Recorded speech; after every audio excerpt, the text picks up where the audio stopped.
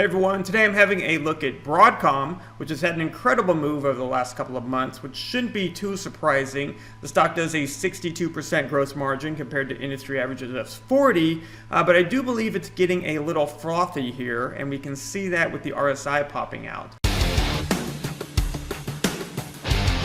Now I want to measure how far this is going to go, and I can do that with Elliott wave, and I can map out my 1, 2, 3, 4, 5 wave move, but how far is wave 5 actually going to go? And I can figure that out with a symmetrical move of wave 1. So if I measure wave 1, and then I go ahead and clone this and map it on top of wave 5, we can see wave 5 is just about at the top here. It's just peeking out a little bit, and we are at 5.84 and 45 cents.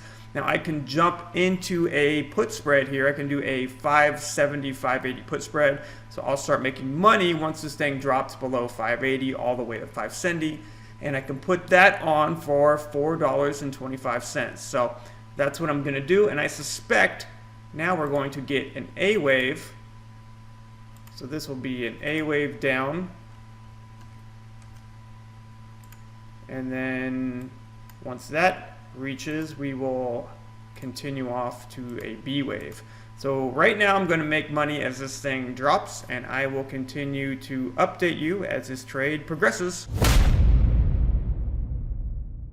Hey everyone, I just closed out this Broadcom trade, so wanted to do an update. And if you remember yesterday we put it on, it was about 584 when we put it on, so it was just popping over the symmetrical move that we measured. We did a put spread, we did a 580, 570 put spread, and the stock has gotten clobbered today and at the end of the day yesterday. So I'm going ahead and close this trade for about a 30% return. That's not bad for just one day. I am getting to this a little bit late because there was so much work and other positions to do this morning. You can see at my advisory at optionstrategiesinsider.com, we closed out an AMD trade. This was a 7-day 38% return, and we also closed out an NVIDIA 2-day 43% return. But back to Broadcom, I am getting to this late. I did close it out. It was about 560 when I closed it. So we got in about 584, and in one day we did the put spread, and then we closed it out this morning at 560. I made about a 30% return, so not bad for just one day's work.